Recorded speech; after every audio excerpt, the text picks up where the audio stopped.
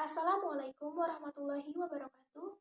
Yang terhormat kepada Bapak Dr. Andes Made Sukaryawan MSI PhD dan Ibu Dr. Dia Kartika Sari MSI selaku dosen pengampu mata kuliah biokimia. Kami mahasiswa dari Prodi Pendidikan Biologi Universitas Sriwijaya Angkatan 2022. Di video kali ini kami akan membahas mengenai materi biosintesis karbohidrat. Sebelum itu, izinkan kami untuk memperkenalkan diri terlebih dahulu.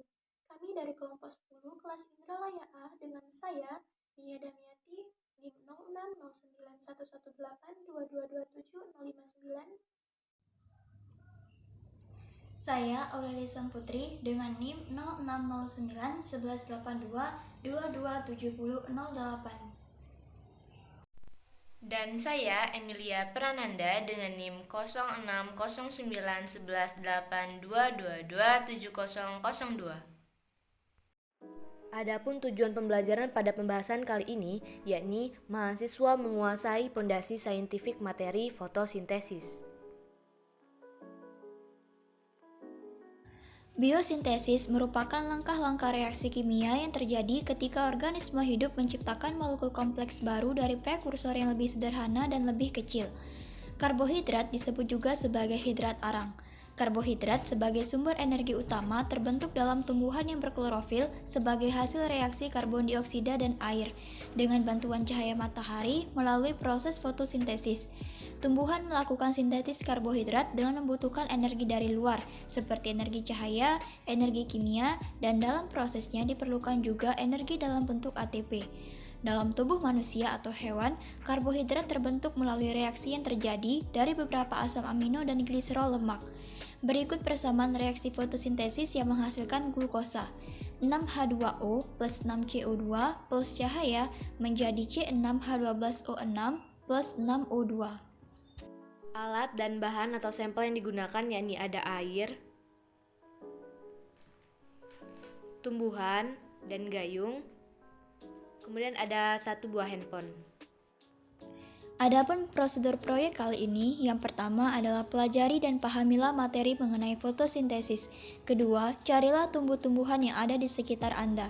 Ketiga, rekamlah tumbuh-tumbuhan tersebut dan jelaskan tentang fotosintesis. Dan yang terakhir, edit video dengan semenarik mungkin.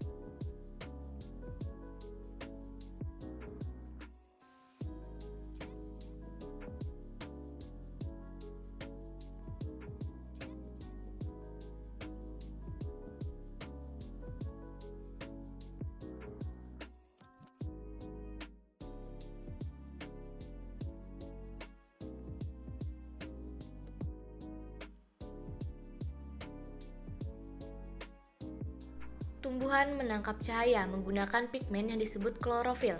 Cahaya akan melewati lapisan epidermis menuju mesofil. Fotosintesis terdiri dari dua tahap, yakni reaksi terang yang membutuhkan cahaya, melibatkan pemecahan air dan pelepasan oksigen terjadi pada grana, dan reaksi gelap atau siklus Calvin yang mengubah karbon dioksida menjadi gula terjadi di dalam stroma. Reaksi terang adalah proses untuk menghasilkan ATP dan reduksi NADPH2. Proses diawali dengan penangkapan foton oleh pigmen sebagai antena.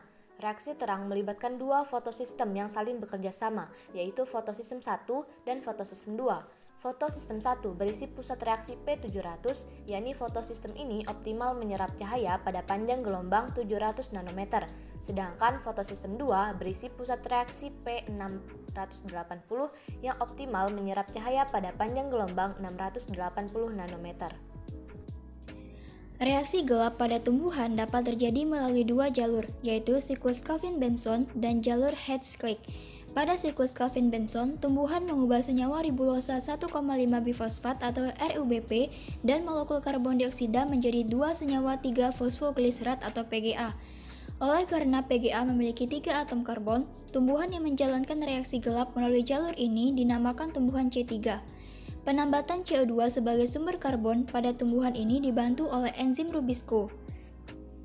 Tumbuhan yang reaksi gelapnya mengikuti jalur Hertzsprung disebut tumbuhan C4 karena senyawa pertama yang terbentuk setelah penambatan CO2 adalah asam oksaloasetat yang memiliki 4 atom karbon.